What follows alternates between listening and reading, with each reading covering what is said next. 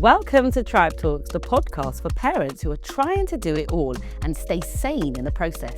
I'm Princess Nyah, your host and founder of Trybe, your personal parenting assistant. Each week we dive into real conversations, parent hacks, and stories that remind you ain't doing this alone. Now let's get into it.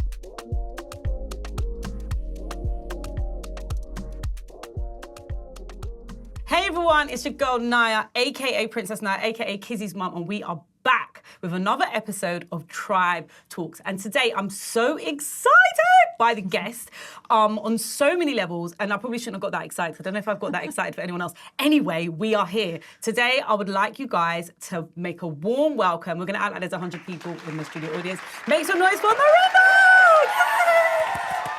Hi guys. Listen, Narinda, please introduce yourself, tell everyone who you are and what it is that you do. Okay, hi, my name is Narinda and I run an organising and decluttering business called Own Law, or Organised with Narinda. What I do is help people and support my local community to find love and joy and value in their homes. So I've worked with multiple different families and worked all over to basically, declutter and help people with their homes. So my ethos is to help people that struggle physically, financially and mentally. And we all know that at some point in our lives, we either struggle with all at one time or one at each time. So it's just to help my local community. Yeah. Wow, you make it sound very effortless and really smooth sailing, which is amazing. I'm happy to say that I've actually been in the receiving end of Narinda's service, which was really eye-opening for me, because initially when I contacted you, I just needed someone to help me come put the clothes away. I'd had a very busy week, as all mums do, and I think it was week 3 of not putting any washing away. So I was washing, as you do, and I'm sure a lot of mums out there can attest to the piles of clean clothes. And then what happens is the family just starts going through the clean clothes to get their clothes, and then it just becomes almost like just like a bomb site. Yeah, really. And you called me because I call it a reset. You needed a reset. Yes, I needed a reset, but more than the reset, what I actually feel like I didn't realise that I needed is understanding all the stuff I didn't actually really need.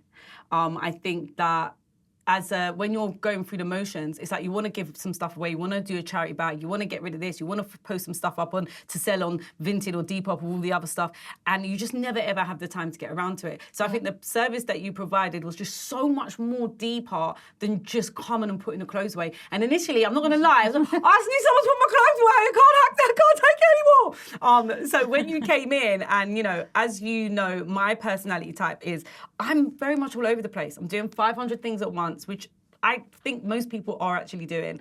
And you came in and you gave me a chance to really just stop and have a look. Yeah. Talk to me about the service itself and how that it impacts. I mean, obviously I would like to direct it to mothers, but it's not just for mums, it's for everybody. Yes. But how, what is the why? Why did you even start this in the first place? Okay, so the why to my service is I was diagnosed with anxiety and OCD about 5 years ago. Now with new information, it might be a whirl of things of neurodiversity, but when that happened, I was like, I was spinning around my own home, organising, sorting, everything just felt really highly pressured. So when you're saying, it feels chaotic, I'm kind of like a silent chaotic. Okay. So it doesn't show in my mannerisms, but my brain is going 100 miles per hour. And I found it really therapeutic. And it goes back to childhood trauma as well, again, from having therapy, that organising and sorting is a task. I don't need to talk to anyone. I can just get on, and there's instant results. I can see. It's like my brain works like a puzzle. Okay. So I find it very therapeutic to get in there. Anyway, so instead of spinning around my own home and causing my family and people around me that were living with me, stress. I remember living with a flatmate, and we're still friends now. But I just remember, looking back, going, I can't continue to be like this, because as much as it looks all neat and lovely, it's not good for the people that are around me when I get into that OCD state. Yeah. Whereas when I work with clients, when I've now noticed setting up the business, I was like, well, this is what people are wanting. And I did a lot of training. So I don't know if you know the Marie Kondo method. No. So Marie Kondo's a Japanese organizer. Okay. Is that like the Feng Shui type of Feng stuff? Shui, Okay. yeah. So it all comes in part of how it makes your home feel. And basically, I studied Feng Shui, I studied the Marie Kondo method, and it was important for me not just to help with my OCD and just have an outlet, but to really understand when I'm going into people's homes what I'm doing. And I've made mistakes along the way. I remember going to a client's home and not knowing when to stop. I remember, yeah, there's a guy, he'd lost his wife, and it was a big house. You know, he was a hoarder, so it's different ends of the spectrum. And all I wanted to do is make sure that this space was all clear for him. And I outstayed my welcome. How did you know you outstayed your welcome? I could just feel it. I just knew that he was done. Too far. Yeah, I knew that he was done. The thing is, I can go for hours and hours and hours when I'm decluttering. So now I've set limits, and as I've got along and worked with different clients, I've been able to really understand what each client needs, which is why the consultations are so important. And obviously I've battled with my mental health. So, my why and why I put this service out there was like my struggles can help somebody else, and vice versa. We're almost giving each other therapy. Which is why I work with like local charities and stuff, because it all comes in hand. I don't know if I've even answered the question. But, no, you definitely have. It was like, why did you start? So you definitely gave that. It's just really interesting to me, because as you talk and as you're explaining your story, I feel like for me, and especially probably for people listening or watching, it's like you can start to relate to the moments. Like, so when you're talking about this, when I used to have my office, there used to be a period of time where I'd move everything. Yeah. Regularly. Like, I'm moving everything. And then going back now to my childhood, I remember having my bedroom, moving everything. Yeah. All the time. I remember my mum got me and my sister bunk beds. We'd ask for bunk beds. And I don't know how long we had them. It wasn't long. But my mum came into the room and we'd separated them, man. Yeah. I'd changed the room around. And now it's like understanding that, maybe that's just not me being crazy. Maybe that's just part of, like, how I process. Yes. When I'm going through something, instead of me understanding that I'm going through something, I use that to occupy myself. But also, in a way, the studies have shown as well, but it is a good thing to change. It changes the energy in your room. So if you are feeling chaotic, having a little change around, having a little declutter, it changes the energy in the room and makes you feel more calmer. So, I mean, maybe we did it to an extent where it was like, well, why always change everything? I work in a shop, so it's always changing things around, but it's like, it just feels nice and fresh and new and neat. So it can be, as I said, I've studied it enough to understand and kind of like sometimes feed off of my clients of how they're feeling, if they need a break, if it's becoming overwhelming, which is something that I didn't understand until I started working with people. Okay. So you could study, until you're in the trenches, but you really need, and that's what I did. I did a lot of trade for trade at the beginning, because it was 2020 really when it first kicked off, and the people that weren't scared of me coming into their homes because it was locked down, there was lots of people going, my home is a mess, and I can't think straight, but I'm in it now, so I need you to come in and just really help. So 2020 was a really good year for me to start and actually just build up my clientele, and again, trade for trade. So it wasn't making lots of money, but I was making lots of connections and clients which I still help and support now, and seeing through their changes. Some have, had children since I've met them, some of them have lost family members since I've met them. They've gone through health changes.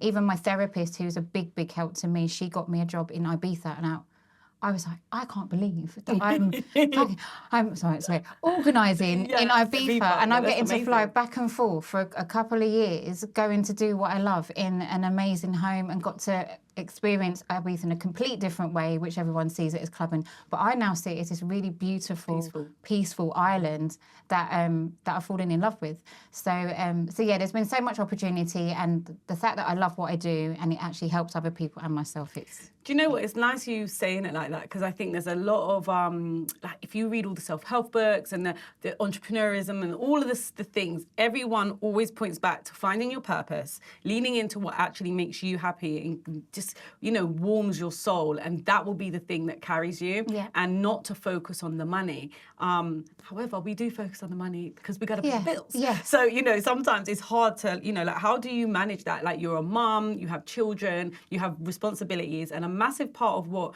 I hear from you And even when I see your stuff on socials, it's very give back. So it's very like not charging a premium, you know, making it affordable, making it accessible. But how does that work? Like, how do you manage that for yourself, knowing that, you know? I hustle every day. So the business is something I'm going to do to give back. And at the time when I'd set it up, my finances were very different. So, you know, I was in a marriage and this is something I could do while looking after the kids. And then it flipped. So it's not the same now. And I've just hustled. I sell on Vinted. I work with a local charity. I do cleaning jobs.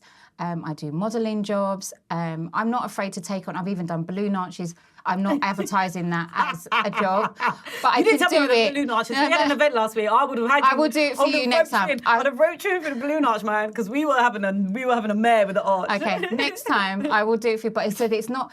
I know my skills. I know what I'm good at. There's some things that I'm good at that I don't like doing, but I think in life we have to go right.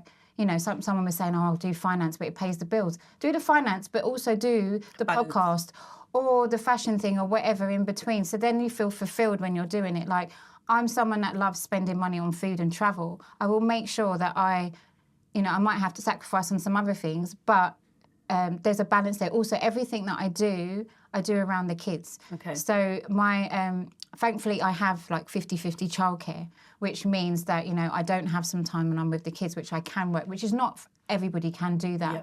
But I'm grateful that I can. But then I work really hard in those times when I'm not. And then when I have the kids, I'm fully present. We go to the forest, we chill out. And again, having therapy over the last few years has helped me to calm my chaotic brain. So again, it looks calm on the outside. I go, oh, she's got everything together. And honestly, even coming here today, I'm like, I feel a bit nervous. And then I'm like, oh my God, the times, because I can be overly early. Or just late. Or late. And then I kind of try and manage it. But as I said, having therapy, and we'll continue to have therapy, whether I'm in a great space or not, I just think it's good to have somewhere to an outlet.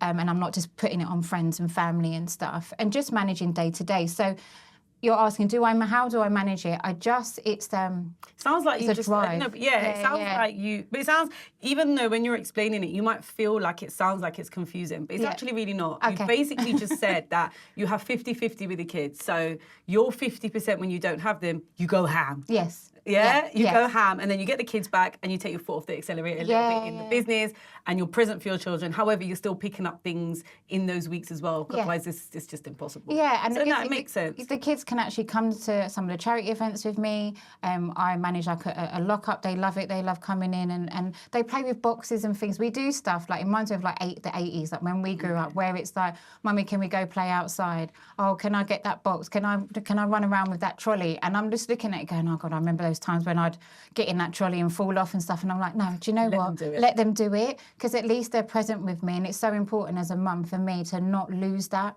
And after having the anxiety diagnosis, because I collapsed at work before I decided to start the business, that was like my ding ding. Yeah, you can't do this no more. And I think every person has a ding ding moment, and some choose to lean into it, and sometimes people ignore it because it's easier to ignore it and carry on. So you should really commend yourself for actually saying, do you know what, let me take action here, instead of saying, no, let me just continue until I completely burn out. Yeah. And I feel like mum's experiencing burnout is very, very, very common. Yes. And I think even now, it's like with me, last week I had the event, and there was lots going on, and then it is like, okay, you're doing the most. I can feel the burnout coming. I woke up, had a little pain in my neck, and then all of a sudden the pain moved to my back, and then I've got a headache, and then it's like, is this going to be a migraine? So learning to receive the signals and know when to back down is really, really, really, really important. And I think you've, I follow your stuff, and I've seen what you're doing with Trybe, and I just think it's so amazing that when I look at it, I'm going, that's me. Oh, I get it. It's so relatable, but you're still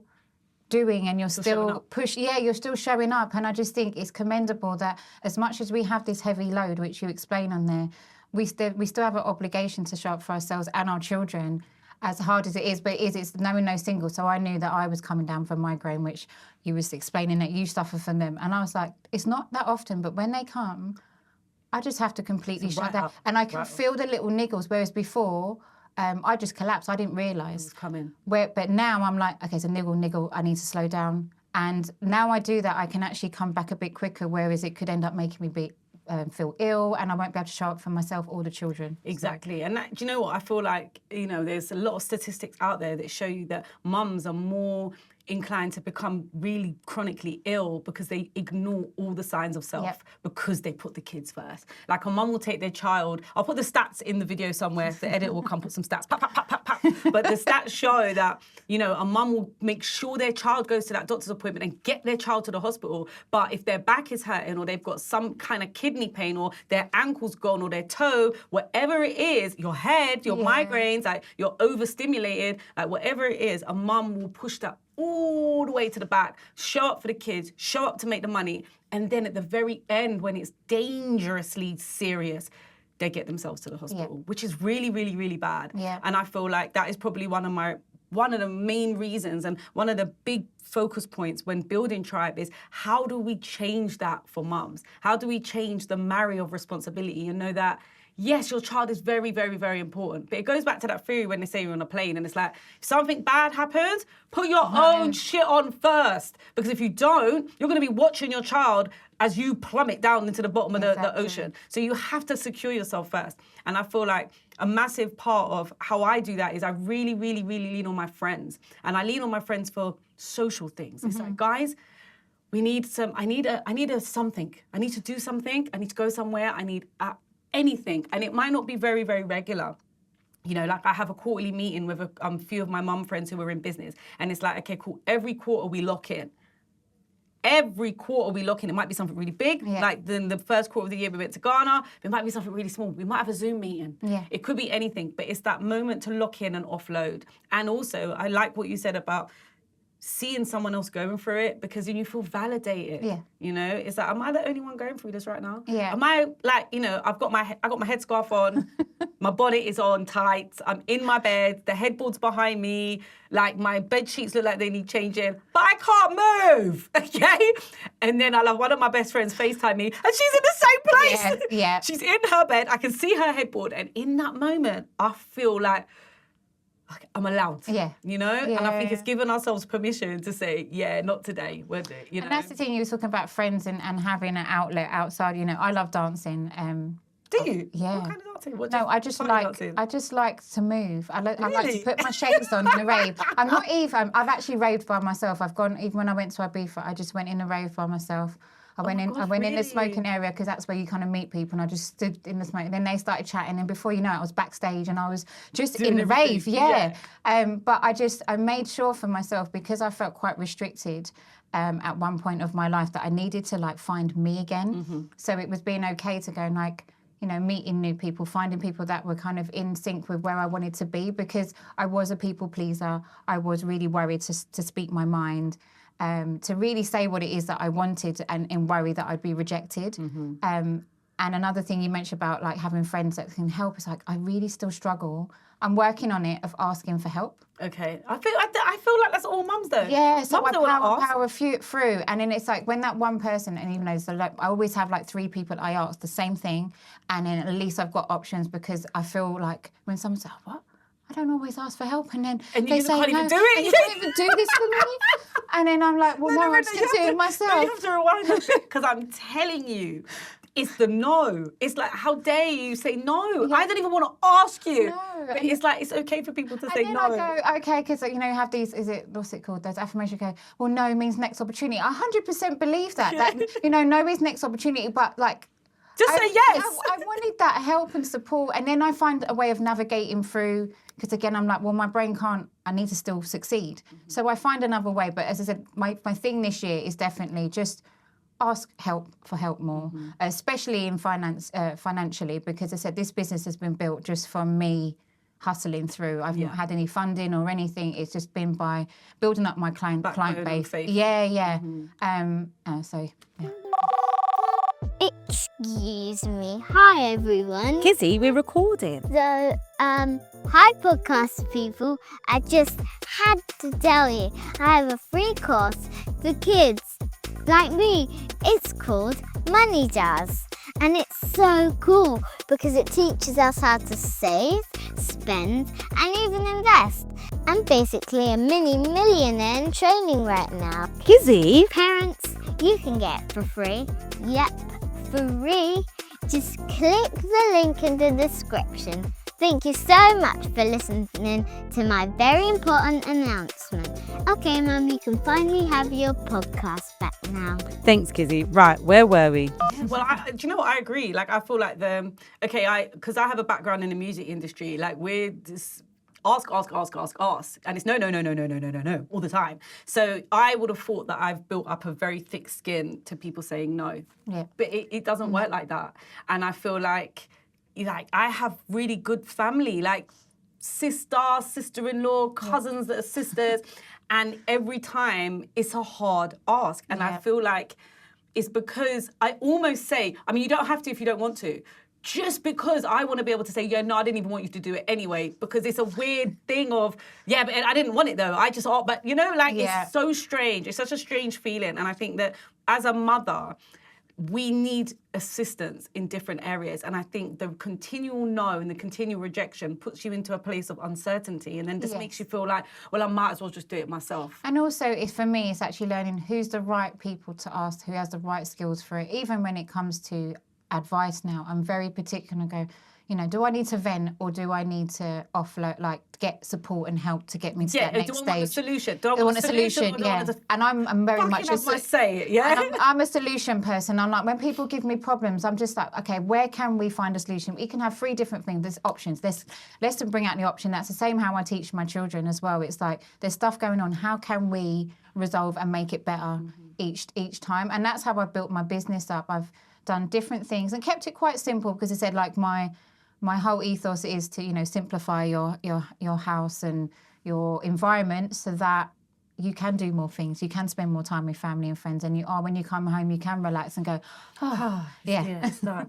Okay, so talk to me, like, you spoke a little bit about your co-parenting. Like, talk to me about how you currently manage the children's affairs. Okay. So, like, obviously they're with you 50% of the time, but you're a mama bear. Yeah. You want to know everything that's going on. How does that work for you? So it's been 3 years separated, and almost, coming to the end of, getting divorced. So we parent very well. We fell in love, had children, and parent very, very well. So us deciding 50-50 felt quite relaxed at the beginning stages. So the children have decided they don't want to talk to either parent when they're not with the other parent, unless something happens. So that came from came from them. That, like, one of us, I don't really like talking on the phone. They just rather have the time with their dad and the time with their mum. If something comes up, we might have a conversation. They're allowed to say, I'm going to talk to daddy about, or mummy about something. It was very difficult at the beginning, because obviously I was with them all the time. Yeah. To having 5 days, I'm like, oh my God, I can go on holiday. And like, they don't even have to think about it. And as I said, my ex is a very, very good dad, so I don't feel any worry about him having them. But basically, it works well. But then how do you, like, okay, so for instance, so they go into their dad's, and what are they packing? What are they taking? How do you communicate if there was stuff from school? Like, what does the handover look like in terms of managing? Because in my head, I'm thinking right now, like with Kizzy, I know she's got a homework book, has to be handed in on a Wednesday, and then they've got this trip that's coming up on a Friday, so I need to pack it extra on that day. But if she was being carted off like halfway through or a week before, how would I convey all that information to my co-parent? Or even like, do you know what I mean? Even if she was staying with maybe a parent or a sister, or like, how do you? You mentioned something in your presentation about systems. There's a system. So what's your system? There's a calendar. There's a calendar coded with different colours. Okay. So the school is this colour, work is this colour. I've even got a colour for me time is yellow. And there's just different things that I make sure I plot in. Because we have the children on the same days every week. Yep. It's easy, so we just have to share. Scared the other person into submission. Do what I say. So I think you have a calendar. I have a calendar. It helps me with everything. Okay. If I don't, it helps with which is why I feel like I'm on the spectrum of ADHD. My brain is so scattered that if I don't put everything, I've almost taught myself to organise myself. Moderate yourself. Yeah, so if it's not in the calendar, it doesn't exist. So that's for you. But then how do you hand that over when the kids leave? Is that his job to organise his own self? So yeah, we communicate on email for certain things when it comes to official stuff with school and everything, and then we have a WhatsApp chat. Oh, lovely. That we then discuss, that dedicated to the kids, and you know, we have conversation. We don't conversate all the time, but if something needs to come up, then we have a conversation, and then things are split financially as well. So far, I mean, there has been some blitz. Again, you know, getting divorced is not an easy process, and you know, we had the children out of love, and we're both there to support and love them, and we keep saying that they come first, regardless of how we feel. We have, I think, done pretty well in this last 3 years. Well, my thing is this, Narinda, like, in life, it's like I feel like nothing actually lasts forever. We do join in this hope that we're going to have this fairy tale, Western souled position of marriage and togetherness forever, and then truth is we grow, we evolve, and sometimes we grow into different people. So to make the decision to say, okay, cool, this is not working anymore, but we're still here for the kids is great. But we're still married, because we're still married to the kids, and that's what I say to them. We're not together, but we've made a union, exactly, to have these two children and raise them.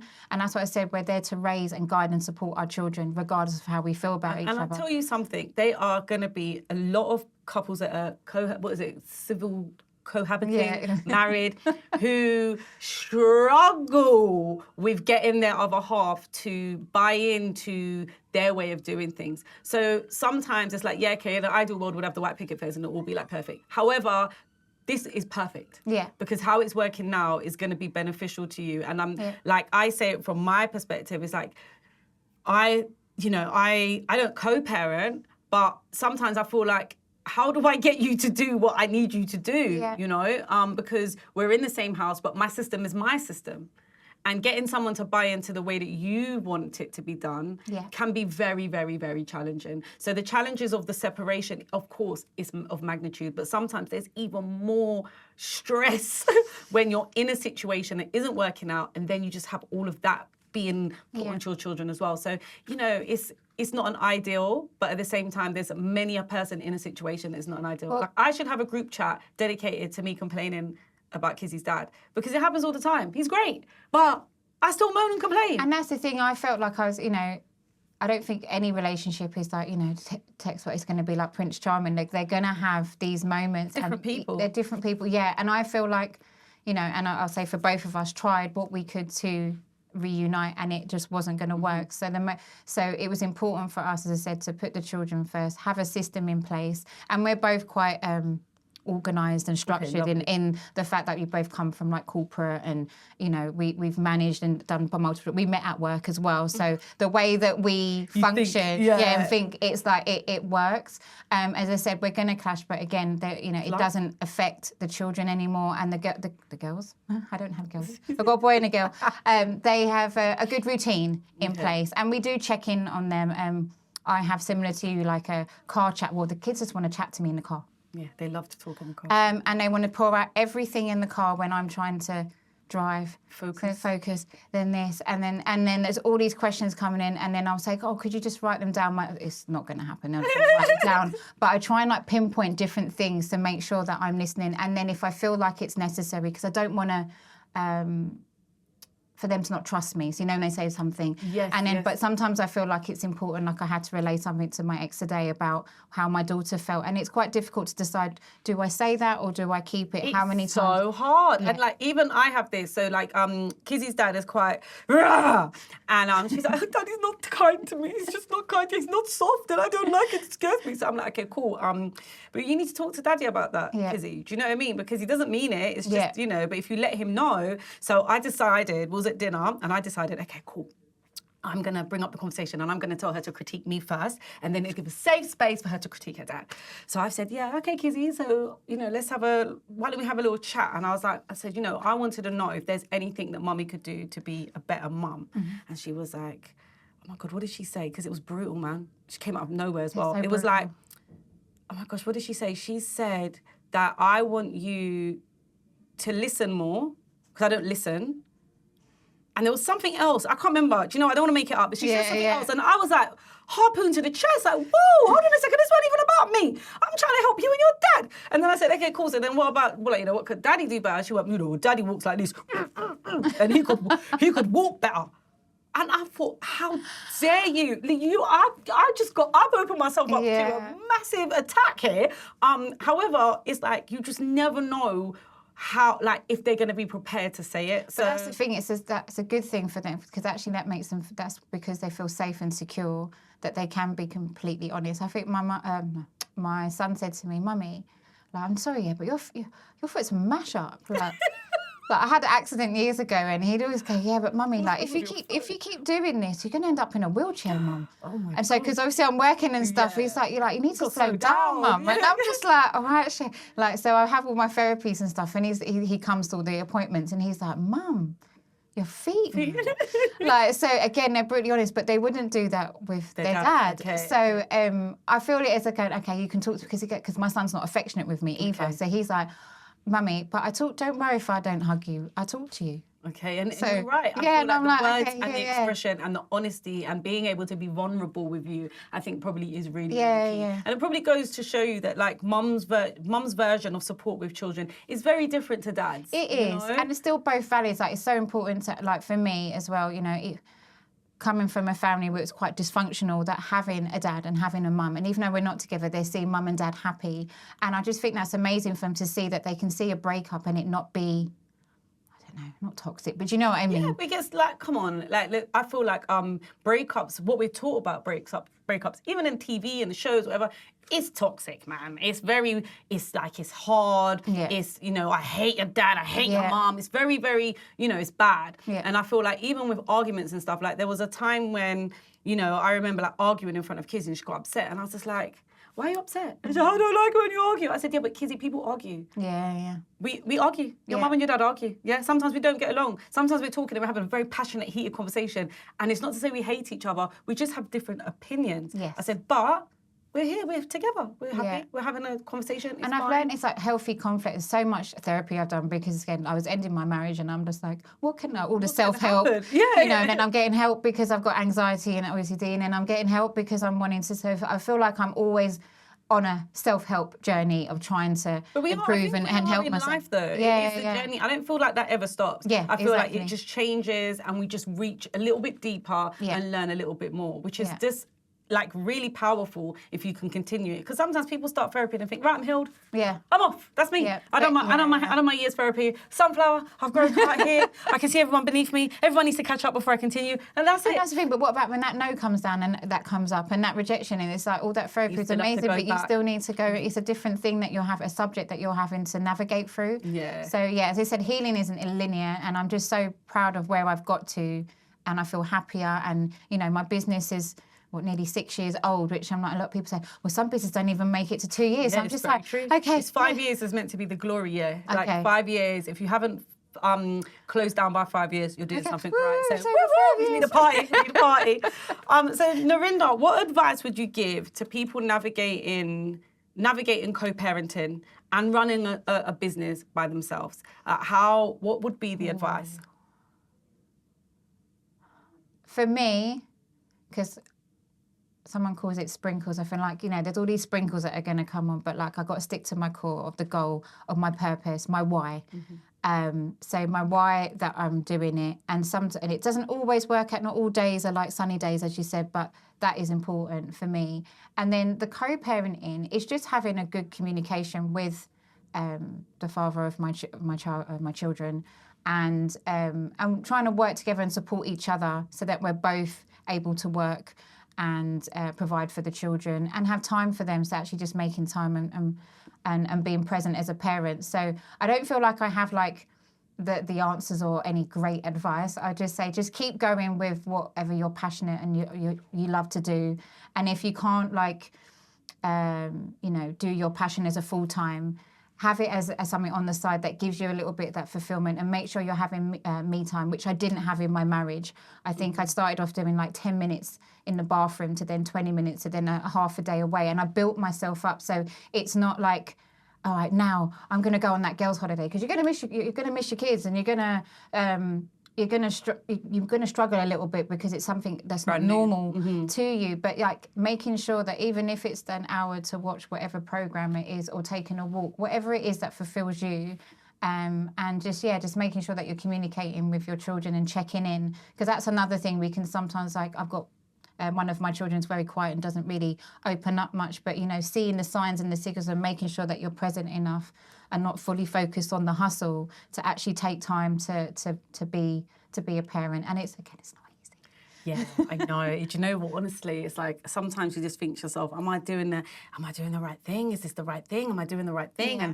And the amount of times I've told Kizzy to bog off, it's like, like I feel like she would be resilient and have thick skin by now, but no, she still gets emotional. She still gets very upset, and I'm still there saying, no, but Mummy loves you, because then you get that moment of, oh God, what did I just do? I know. Like it's crazy. This morning she woke up and she was absolutely a nightmare, and I'm just like, who is this child? Like, you're 8. Like, how am I meant to deal with this? My daughter's bad in the mornings. I don't know what it is. It's just getting gets worse. I said, listen, this morning, I cannot with you. Like, and I'm trying to help her get washed in the morning, and she's tensing herself so I can't wash her properly. I'm like, listen. My daughter's like, she's like, I can't. She goes, you don't like when I shout? And then she goes, oh, don't do that annoying calm voice. I was like, oh, I'm trying. What am I supposed to do? Like, do you know what we should do? We should just learn another language. So, hey, guys, what on?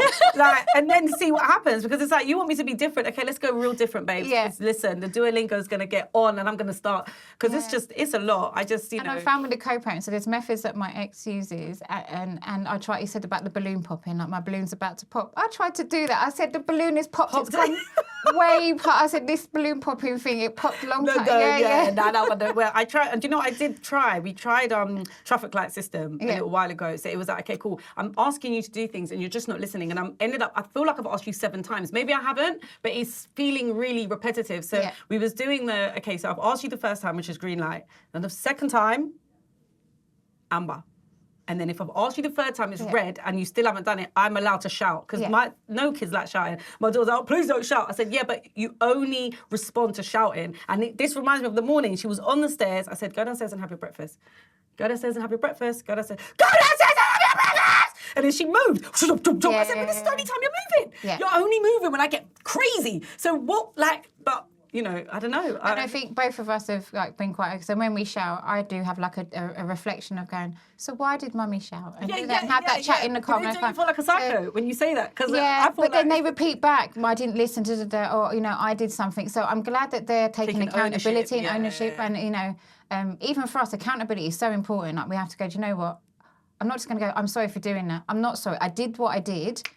However, this is the reason why it got me to that point. But if we do this and this, it will stop, and I won't have to have this. Together. Yeah, let's work together. I love that. It feels so structured, but no, but it is, and I feel like I take a lot of I relate to that a lot, because I do like to give Kizzy the explanation, but then there are some times where I definitely go to the old school 80s mum, and I'm just like, bro, I'm the adult here. Yeah. This is why we're doing this. You've been explained to too much now, and now you're taking liberties, because just make your bed. It's just not really a conversation piece. Just pick up your things off the floor. Yeah. So I feel like we're definitely transitioning from that old school parenting style to this new school parenting style. But for me, I'm definitely not soft parent. Like, I would like to be calm, and I do have a lot of conversation, and you'll see in my series that I have out at the moment, there are a lot of times I'm very calm. Yeah. But then, not every day calm. Sometimes you're just going to have to hear the dragon, because Mummy is a dragon sometimes. They put me on Netflix. The picture on Netflix is a dragon. Because there's no, he's a dragon. Yes, babes, we are a dragon sometimes. They need to know it. But Narinda, listen, it's been lovely talking to you today. You are amazing. Not only because I've experienced your services, and your services are, honestly, they are amazing. Thank you. Right now, every time I look at my house, I'm looking at different things I can get rid of. I've made the suggestions that you've given me. I've done them slowly but surely. We're implementing them, and I've noticed a change. Even like you said to me, like my daughter's chest of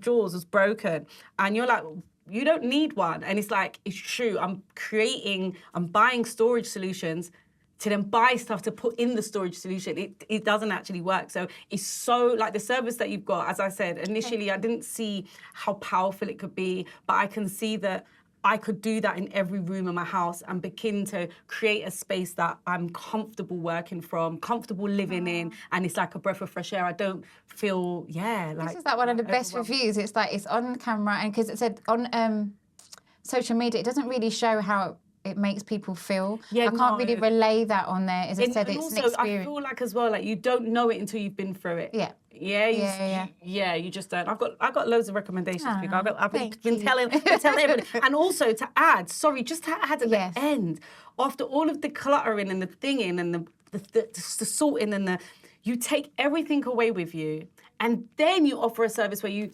sell the stuff online and you give the people, you work out a split or whatever. And to me, it pays for itself. No, well, I've already made you, nearly 50 quid Listen, already. So, it pays for itself. So it's definitely something worth considering. And it's not too expensive. It's definitely affordable for mums that are trying. And you could do it just once. Like I was talking the other day and I said, I really wanted this new pair of trainers. They're like, I saw them flash up on Instagram. They're like 200 and something pounds. And then I thought, okay, but do I want trainers or do I want clean house? Do I want to hire someone to come and clean my cooker? Do I want to hire someone to come in one time and help me digest and get rid of all of this clothes baggage that I'm carrying? And it's a one-time sacrifice. Yeah. So people think they don't have the finances to do it, but we actually do. Yeah. We actually really, really do. So yeah, Narinda, thank you so much for coming. Please tell the people where they can find you. So I'm on Instagram, so it's Own Law Professional Organiser. I have got a email address, so it's enquiries@organisewithnarinda.com. I don't have a website, but I said I'm working on some bits I think Nyah's also going to support. We're going to figure it out now. We're going to figure it out. But I've been operating my business for the last 5-6 years without a website, and it's going well. I'm booked up now until September, so there are some waiting lists. Yeah. But yeah, thank you. Amazing. Well, thank you for watching. Until next time, guys. Peace. Wow, you're still here listening. Well, thank you guys. Thank you for listening to Trybe Talks. And if you enjoyed today's episode, then please share it with another parent who needs their tribe. Make sure you check us out on Instagram, TikTok, and YouTube, all that good stuff. And make sure you get involved and be a part of the conversation. Until next time, and remember, parenting takes a village. And now you've got one.